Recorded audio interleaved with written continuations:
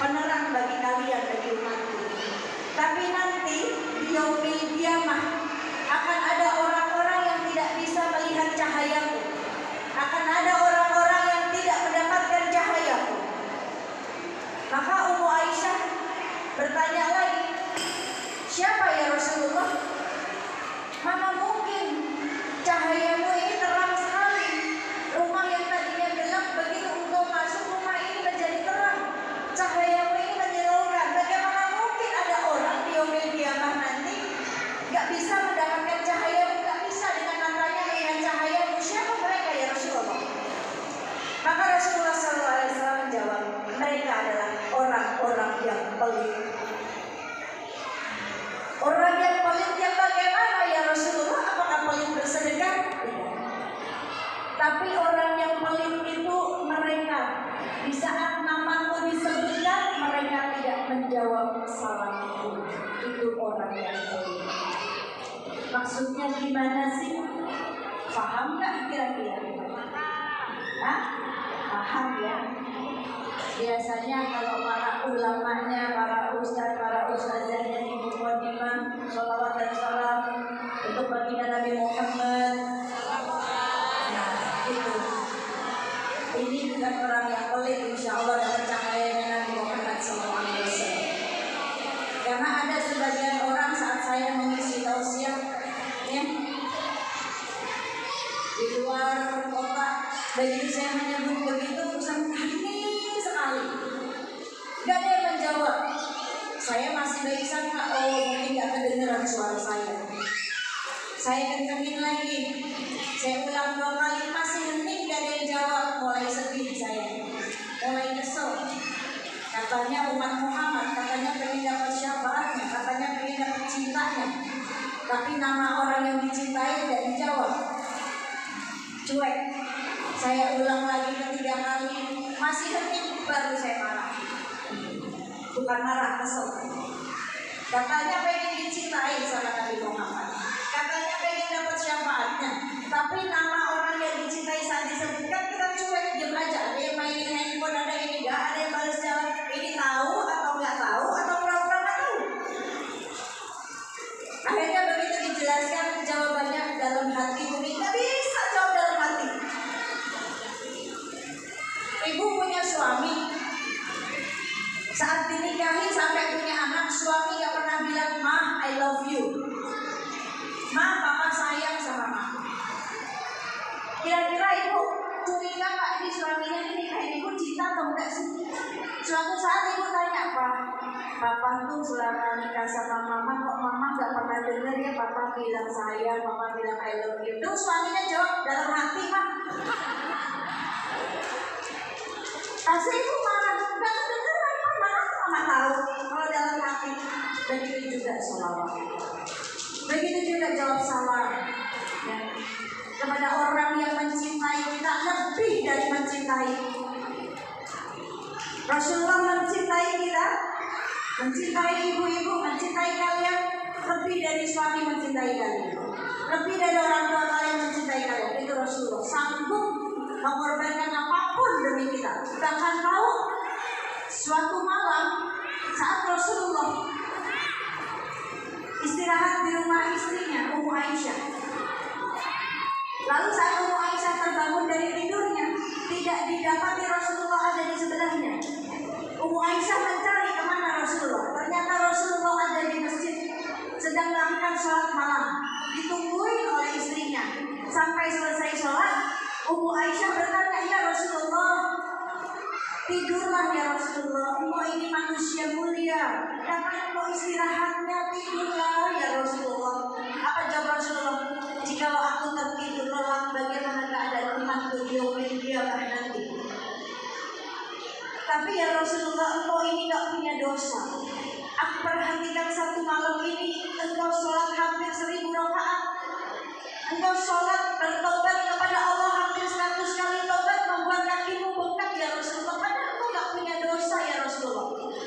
Apa jawab Rasulullah? "Iya, aku bertobat hingga 100 kali tobat dalam satu malam, sholat 1000 rakaat. Kakiku bengkak semata-mata untuk umatku. Jikalau ada umatku yang dicabut nyawanya oleh Allah, dia belum sempat bertobat, aku jadikan taubatku ini untuk menambal taubat umatku. Masya Allah, ini cintanya Rasulullah. Bahkan nanti di Yaumul Mahsyar kita ini dibangkitkan semuanya, baik laki-laki baik perempuan, dibangkitkan dalam keadaan telanjang satu sama lain. Telanjang ya, satu sama lain. Di Yaumul Mahsyar, keadaan Yaumul Mahsyar sejengkal matahari ada di atas kepala kita. Semuanya nafsi-nafsi. Seorang suami lari dari istrinya di Yaumul Mahsyar, takut dituntut sama istrinya. Semuanya takut, semuanya sendiri-sendiri. Seorang istri lari dari suaminya, takut dituntut sama suaminya, takut dimintai pertanggungjawaban oleh Allah. Seorang anak lari dari orang tuanya di Yaumul Mahsyar. Orang tua lari dari anaknya dari Yaumul Mahsyar. Semua pemimpin lari. Semuanya nafsi-nafsi. Semuanya punya rasa takut dan bukan punya rasa malu. Semuanya takut dan membawa dirinya sendiri-sendiri, udah gak peduli. Bahkan seorang wanita yang melahirkan di Yaumul Mahsyar, dia sanggup anak yang dia lahirkan dia jadikan pijakan kaki. Udah gak peduli di Yaumul Mahsyar.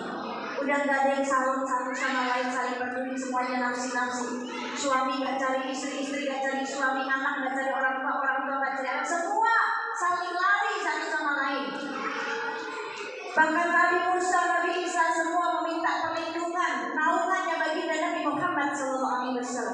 Tetapi baginda Nabi Muhammad SAW tidak memikirkan dirinya sendiri. Beliau saat itu di saat yang lainnya sibuk dengan dirinya sendiri, beliau sibuk untuk kita. Sujud, menangis, lama sujudnya di hadapan Allah. Beliau sujud memohon, ya Allah tolongi umatku, kasihan umatku sedang ketakutan, kepanasan, kehausan. Ampuni dosa umatku ya Allah, sayangi umatku ya Allah, ampuni hilafnya. Ini Rasulullah kita. Cintanya gak main-main buat kita. Gak sampai di sini Bu, nanti di arasnya Allah, Allah sudah sediakan kursi buat para nabi. Para nabi sudah duduk di kursinya masing-masing. Tapi kursi baginda Nabi Muhammad kosong. Kemana beliau? Kenapa beliau belum mau duduk bersama para nabi di arasnya Allah? Kemana beliau? Kenapa kursinya masih kosong? Beliau ada di mizan.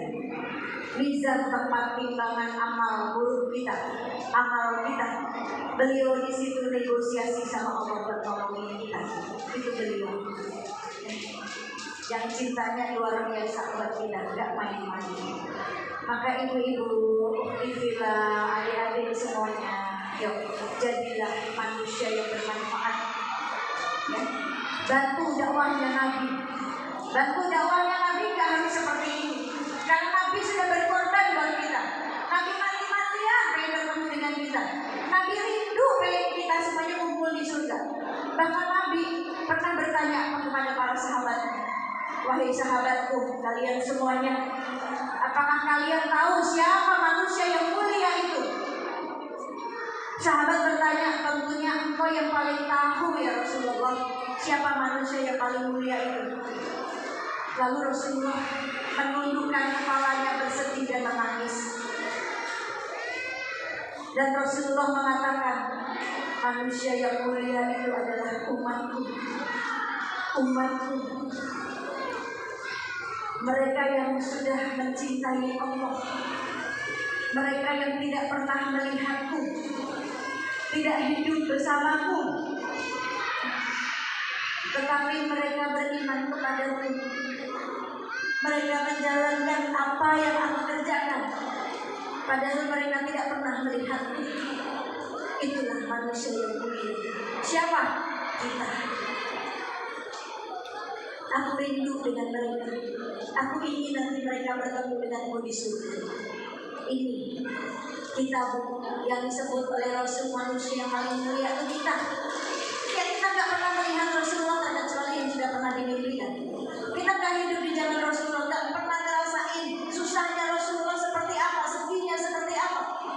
Tapi kita ada cinta, walaupun cuma setetes cinta kita buat Rasulullah. Tapi setidaknya ada cinta gitu. Kita mau mengikuti apa yang beliau kerjakan. Nah sekarang tugas kita nih, jadilah muslim yang beriman.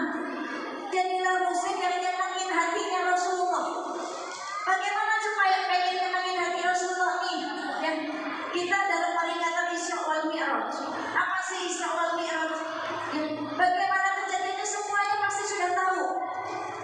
Di saat itu Rasulullah diperjalankan oleh Allah Subhanahu wa Ta'ala. Dalam keadaan Rasulullah saat itu sedang bersedih. Kenapa Rasulullah bersedih? 1 tahun Rasulullah berduka atas kesedihannya. Yang pertama, Rasulullah kehilangan pamannya. Siapa pamannya Rasulullah? Ya, adik-adik tahu pamannya Rasulullah siapa? Siapa? Rasulullah kehilangan pamannya. Lalu yang kedua, Rasulullah kehilangan istri tercintanya Ummu Khadijah, yang selalu mensupport dakwahnya Rasulullah, yang selalu membantu perjuangan Rasulullah dengan hartanya. Dulu Ummu Khadijah ini janda terkaya di kota Arab, di kota Makkah. Harta kekayaannya seluruh kota Makkah. Semua laki-laki ingin meminangnya, tapi Allah jodohkan dengan Rasulullah SAW karena akhlaknya Rasulullah, dan hartanya karena Allah tahu beliau Ummu Khadijah dengan hartanya akan membantu perjuangan Rasulullah SAW. Bahkan Allah langsung menitipkan salamnya kepada malaikat Jibril untuk Ummu Khadijah. Siapa yang tidak senang dapat salam dari Allah Subhanahu wa Ta'ala? Ibu-ibu mengagumi seseorang, terus ibu salam sama dia. Kalau salami dia, ya Allah saya mau fans banget. Lalu yang dikirimin salam dengar, lalu nyampein salam lagi, ya salami dia sama ibu. Kita pasti senang banget. Ya, tapi ini yang dikirimin salam, yang nitip salam, yang berkirim salam langsung Allah Subhanahu wa Ta'ala. Saking Ummu Khadijah ini wanita yang mulia. Maka Rasulullah bersedih saat kehilangan 2 orang yang dicintai dalam 1 tahun berduka. Lalu Allah menghiburnya. Allah mengajaknya beliau diperjalankan dalam waktu 1 malam, Bu, minal Masjidil Haram ke Masjidil Aqsa. Kalau pakai pikiran kita, logikanya manusia tak masuk akal. Perjalanan yang singkat ketemu dalam 1 malam, tapi apa yang tidak mungkin bagi Allah. Lalu diperjalankan ya, dari kota Mekah Masjidil Haram ke kota Palestina Masjidil Aqsa, langsung ke Sidratul Muntaha bertemu dengan Allah tanpa perantara siapapun saat bertemu dengan Allah. Ya, saking Allahnya ini cinta banget. Lihat di surat Al-Isra ayat pertama. Di ayat pertama ada kalimat subhana yang tidak kita temui di 113 surat lainnya. Berarti ini membuktikan bahwa Allah sangat mencintai, menyayangi hamba yang mulia ini Rasulullah SAW. Diperjalankan, dihibur, dan bertemu dengan Allah tanpa siapapun perantaranya. Malaikat Jibril tidak boleh naik, cukup sampai di situ saja. Dan Allah menyambut Rasulullah SAW. Bahkan sebelum kedatangan Rasulullah SAW, Allah memerintahkan malaikat Jibril untuk membangunkan para nabi di barzah, untuk semuanya menyambut kedatangan Rasulullah SAW. Dan saat pertemuan itulah Rasulullah dapat oleh-oleh apa sih? Perintah tentang sholat. Oleh-olehnya dalam perjalanannya itu, bahkan Rasulullah diperlihatkan bagaimana keadaan neraka, bagaimana keadaan surga. Kita bahas dulu oleh-oleh Rasulullah sholat. Kalau ibu ada saudara-saudara sedang pergi ke luar negeri atau lagi umroh, pulang ibu dapat oleh-oleh, senang gak? Senang. Senang ya dapat oleh-oleh. Ini Rasulullah lagi diajak dihibur oleh Allah, diperjalankan, lalu pulang mendapatkan oleh-oleh. Dan oleh-olehnya yang bisa menyelamatkan kita dunia akhirat, yaitu perintah tentang sholat. Itu oleh-oleh. Harusnya yang dikasih oleh-oleh senang ya, apalagi oleh-olehnya bukan sembarang oleh-oleh. Oleh-olehnya yang bisa nyelamatin kita di kubur, nyelamatin kita di dunia dan akhirat, kan gitu. Walaupun oleh-olehnya yang pertama mungkin kedengarannya berat sekali, 50 waktu. Di saat mendapatkan itu 50 waktu perintah tentang sholat, Nabi Musa menemui Rasulullah, mintalah keringanan kepada Allah, karena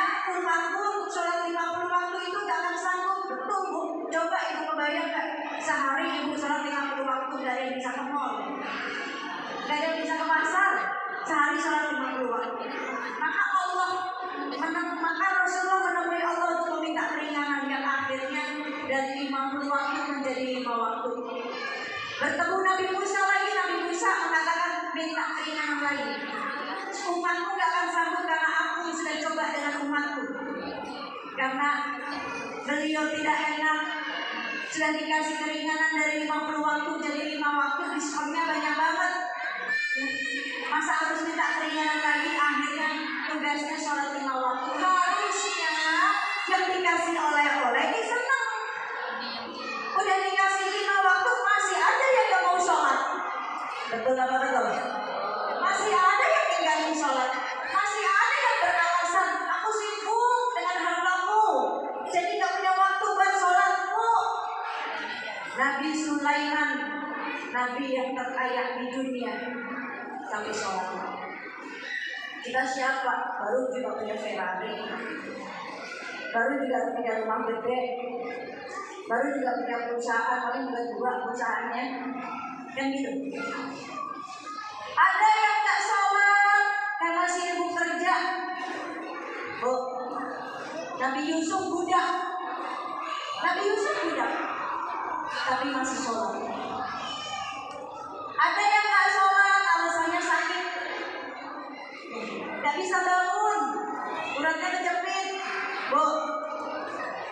Nabi siapa yang bertahun-tahun diberikan sakit oleh Allah? Siapa? Nabi Ayub.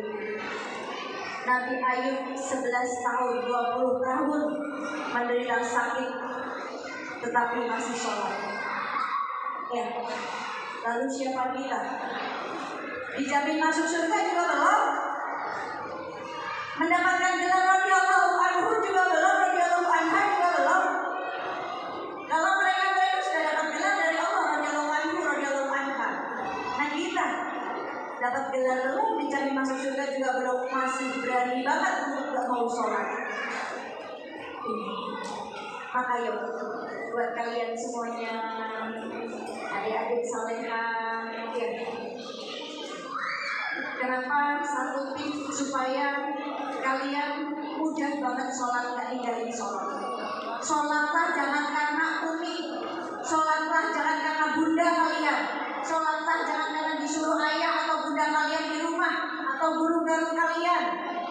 Sholatlah jangan karena diingetin, sholatlah jangan karena takut sama bunda atau ayah kalian, tapi sholatlah karena kalian lagi dinilai oleh Allah. Sholatlah karena kalian lagi dilihat oleh Allah. Ini. Jadi kalau kalian sholatnya karena dilihat oleh Allah, dimanapun kalian, gak ada bunda kalian, gak ada ayah kalian, kalian sedang di luar, kalian akan pasti kalian akan kerjain sholat. Kenapa? Karena Allah lihat kalian. Jadi bu, kalau nasihatin anak yang susah sholat, di rumah sholat, tapi di luar rumah sholat, nasihatin aja bu. Mau kamu gak sholat silakan, silakan gak sholat, asal Allah gak lihat kamu. Ya bu, kira-kira Allah lihat gak bu? Kasih tahu kita aja ke anak kita. Nanti pasti anak kita bingung, yang gak tahu, yang gak mungkin bunda kan Allah maha tahu, Allah maha melihat. Berarti harus sholat. Dimanapun kamu berada, sholat. Jangan sholatnya cuma karena ada bunda, ada ayah di rumah. Nanti kamu di luar gak ada ayah, gak ada bunda, gak dilihatin ayah sama bunda ini, udah gak usah sholat. Kan gitu. Kamu mau bohong silakan, di luar mau bohong silakan, di luar mau maksiat silakan, asal Allah tidak tahu, asal Allah tidak dengar. Ya gak mungkin bunda dan ayah, Allah maha mendengar, Allah maha tahu. Ya berarti jelas gak usah bohong, jangan bohong, jangan dibiasakan bohong. Ya, ini maka jadilah anak yang salehah. Ya, jadilah kalian wanita yang abidah. Apa itu abidah? Wanita yang taat beribadah. Jadilah kalian wanita yang amilah. Apa itu amilah? Yang mengamalkan ilmu, bukan cuma dapat ilmu tapi tidak diamalkan. Jadi amilah. Jadilah kalian wanita yang alimah. Yang mengamalkan ilmunya jadi dakwah, tapi dakwah buat diri sendiri dulu. Dan bantu dakwahnya Nabi. Tadi kita bahas cara menyenangkan Nabi, Bu, kerjain sholat. Karena itu kita oleh-oleh kita dari Nabi. Itu cara menyenangi Nabi. Jangan tinggalin sholat yang bikin Nabi sedih. Nabi dalam keadaan berduka saja diperjalankan, lalu diperlihatkan neraka dan surga. Maka jangan sampai bikin Nabi sedih. Tadi yang pertama, jangan tinggalin sholat. Yang kedua, jangan bikin Nabi sedih. Di saat Nabi, ini buat para perempuan, di saat Nabi diperlihatkan di neraka, Nabi menangis. Kenapa di penghuni perempuan ini lebih banyak kaum perempuan? Padahal kaum perempuan itu sudah dimuliakan. Bahkan masuk surga buat kaum perempuan muda. Syaratnya cuma 4. Yang pertama, sholat 5 waktu jangan ditinggalkan. Yang kedua, puasa Ramadan wajib harus kerjakan. Nanti sebentar lagi kita masuk bulan Ramadan. Semoga kita dipanjangkan umur.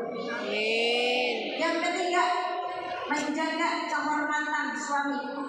Jaga kemaluan, jauhi zina. Jaga rasa malu kita, kehormatan diri kita. Yang keempat, taat kepada suami. Yang ini mudah dikerjakan. Yang 4 ini yang paling susah. Ini yang bikin para perempuan, para istri banyak menjadi penghuni neraka. Maka Rasulullah menangis. Dan Rasulullah mengatakan, wahai kalian para wanita, perbanyaklah kalian bersedekah. Karena aku lihat penghuni neraka lebih banyak kaum kalian perempuan. Ya Rasulullah, apa yang menyebabkan kami menjadi penghuni neraka? Apakah kami kufur kepada Allah? Bukan kufur kepada Allah, tetapi kufur kepada suami kalian. Gimana maksudnya ya Rasulullah kufur kepada suami? Kalian selalu tidak memandang kebaikan suami kalian. Biasanya kalau punya masalah, para ibu, para istri ini, kalau lagi dikasih ujian, ya suami bikin kesel, biasa tuh, suka dari lisannya ngucap, emang ya Pak ya hidup sama kamu tuh gak bahagia, susah mulu. Kufur banget itu istri. Nah, sekalipun istrinya ahli ibadah, kufur. Tempatnya di neraka kata Rasulullah. Dia lupa seorang istri di saat suaminya, calon suaminya, duduk di hadapan ayah perempuannya, memegang tangan ayah perempuannya, aku terima nikahnya, Fulana bin Fulan. Saat itu suaminya, calon suaminya ini ingin mengambil alih tanggung jawab ayah perempuannya. Sebelum dinikahi, tanggung jawab anaknya ada pada ayahnya. Tapi setelah dinikahi, apa yang dilakukan oleh ibu? Ibu keluar rumah gak menutup aurat, suami yang bertanggung jawab. Anak perempuan yang keluar rumah gak menutup aurat, suami yang bertanggung jawab. Kan gitu. Ibu foto-foto selfie cantik-cantik di sosial media diumbar, suami yang tanggung jawab. Kenapa kau biarkan istrimu diperlihatkan oleh laki-laki yang tidak bukan mahram? Nanti akan ditanya, Bu. Kasihan. Ya, kan gitu. Semua tanggung jawab suami. Tetapi suami ngapa-ngapain ibu gak disuruh tanggung jawab, itu enaknya. Langsung suami hubungannya dengan Allah, dia bertanggung jawab karena dia pemimpin. Maka ini yang menyebabkan para istri banyak masuk neraka. Ada seorang wanita di zaman Nabi mengadu kepada Rasulullah, ya Rasulullah, aku punya tetanggaku ini ahli ibadah, wanita ahli ibadah, sholatnya rajin, puasa Senin Kamis, ya puasa sunnahnya, sedekahnya masya Allah, ahli ibadah. Tetapi dia selalu durhaka kepada suaminya. Aku dengar dia selalu melawan suaminya, bahkan dia selalu menyakiti hati tetangganya dengan lisannya. Bagaimana ya Rasulullah? Padahal dia ahli ibadah. Apa jawab Rasulullah? Inna fi nahar, sesungguhnya tempatnya dia di neraka. Ahli ibadah. Kalau wanita solehah, insya Allah dia ahli ibadah. Tapi wanita ahli ibadah belum tentu solehah. Dia hanya ibadah doang, tapi dari ibadahnya tidak menghasilkan akhlak yang baik. Yuk, maka bersemangat. Ya, semangat untuk kita menjadi orang yang cerdas. Orang yang cerdas yang bermanfaat untuk dirinya. Orang yang cerdas ingin membanggakan Nabi. Jadilah wanita yang kuat, wanita yang hebat, muslim yang kuat, bukan muslim yang lemah, muslimah yang kuat, bukan muslimah yang lemah. Tapi kuat di sini bukan kuat angkat meja, bukan. Tapi kuat di sini kuat keimanannya, kuat ketakwaannya, kuat rasa malunya, kuat untuk menjaga kehormatan suami, menjaga kehormatan dirinya sendiri. Kuat dalam mendidik anak-anak. Nih, dakwahkan, bantu dakwahnya Nabi dengan cara apa? Yang pertama, segala sesuatunya kalau kita cinta sama Nabi, apapun yang Nabi kerjakan, sampaikan ke anak-anak.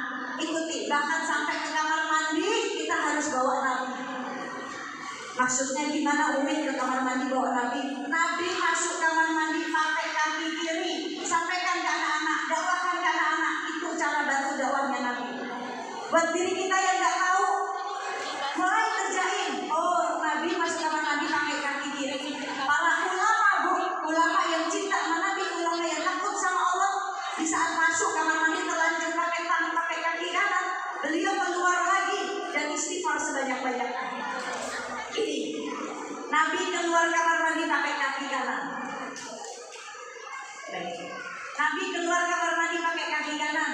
Dakwahkan, bantu dakwahnya Nabi seperti ini. Nabi di kamar mandi nyuruh, di kamar mandi sediain sendal jepit, ini sunnahnya. Pakai sendal di kamar mandi. Kenapa? Supaya setan gak lihat kita. Karena kamar mandi tempatnya setan. Jangan lama-lama di kamar mandi, itu adabnya, itu sunnahnya. Jangan sambil nyanyi-nyanyi, jangan sambil bawa handphone, jangan sambil tiktokan di kamar mandi. Ya, ini. Kadang banyak orang di toilet tiktokan. Ya, semoga enggak ya, anak-anak salehah, insya Allah. Nabi makan dan minum pakai tangan kanan, enggak tangan kiri. Dakwahkan, bantu dakwah Nabi, sebarkan. Karena saya banyak sekali melihat ibu-ibu pakai jilbab, minumnya pakai tangan kiri. Udah pakai tangan kiri sambil berdiri pula. La haula wala quwwata illa billah.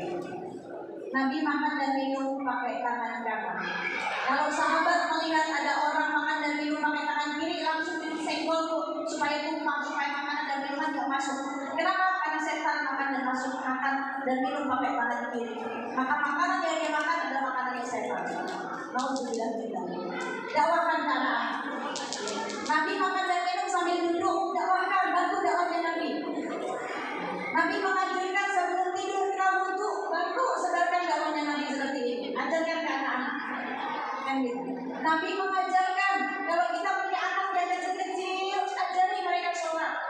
Jangan pakai kata kasihan Bu, masih kecil berhaknya balik. Ibu punya anak usia 5 tahun, 6 tahun, 7 tahun. Kalau bangun subuh bangunin, ikut sholat. Yuk dek, nak bangun yuk sholat dulu. Jangan kata kasihan, masih kecil.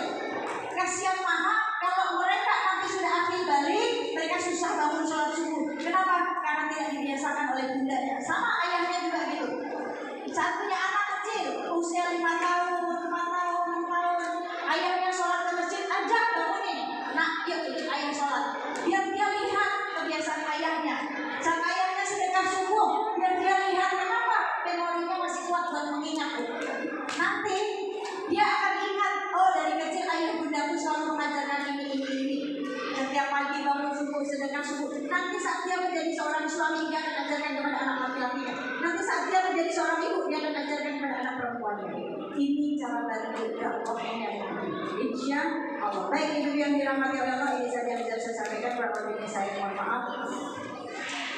Langsung saya mau ajak doa dulu. Mari kita tutup dengan doa dulu. Sebelum habis doa baru kita akan melewati hiburan dan syal. Ada satu doa yang dipanjatkan Rasulullah. Ada seorang laki-laki mendatangi Rasulullah. Laki-laki tersebut buta. Laki-laki itu buta. Beliau mendatangi Rasulullah. Ya Rasulullah, tolong sembuhkan mata saya. Bahkan matanya hampir lepas. Sembuhkan mata saya ingin melihat ya Rasulullah.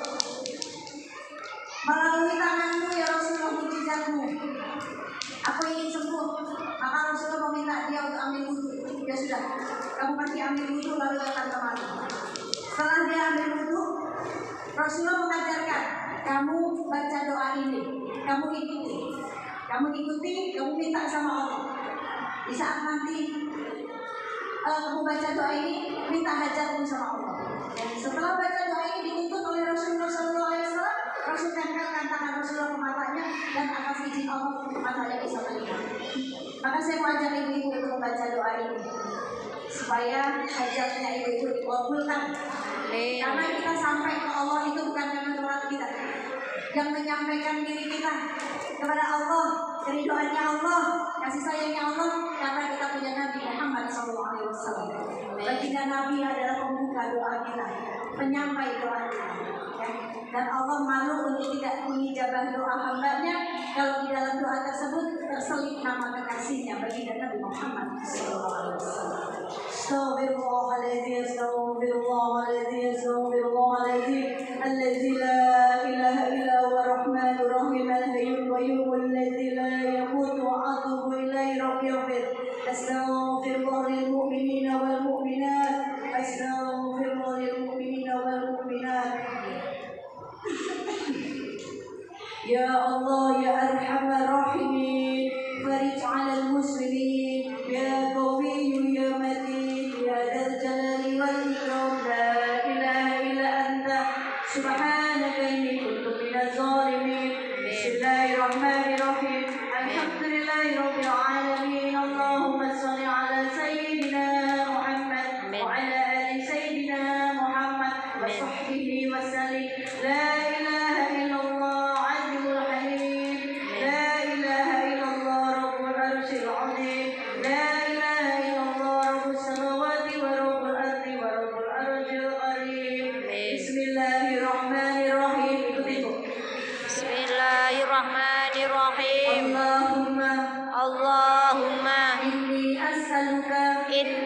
as'aluka watawajjahu ilaika bihailika binnabiyika Muhammadin sallallahu alaihi wasallam Nabi rahmah ya Rasulullah ya Nabi rahmah ya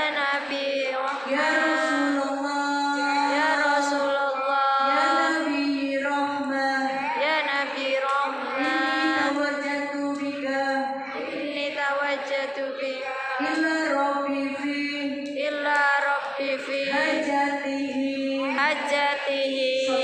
Silakan hajat masing-masing, sampaikan hajatnya ke Allah.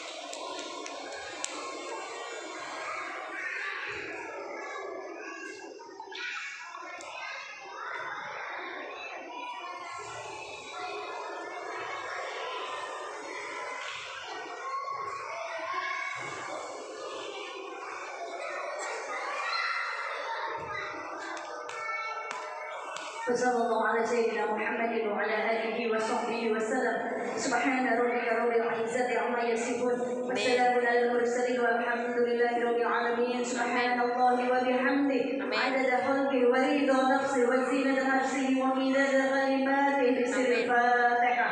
A'udzu billahi minasy syaithanir rajim. Bismillahirrahmanirrahim.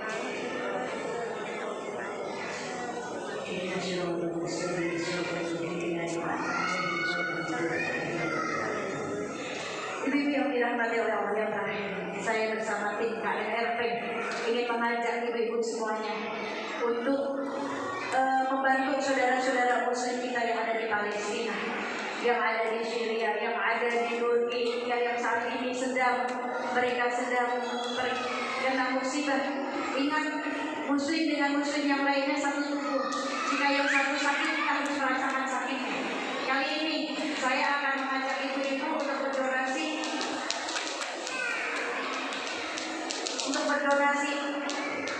Di sini ada figura dan shawl. Mana figuranya? Mana shawlnya?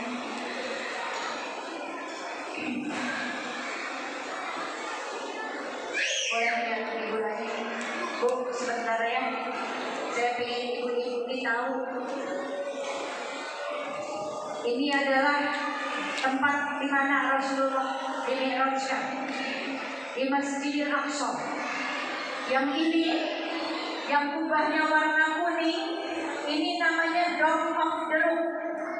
Ya, yang kubahnya warna kuning, ini Dome of the Rock namanya. Ini di wilayah Masjid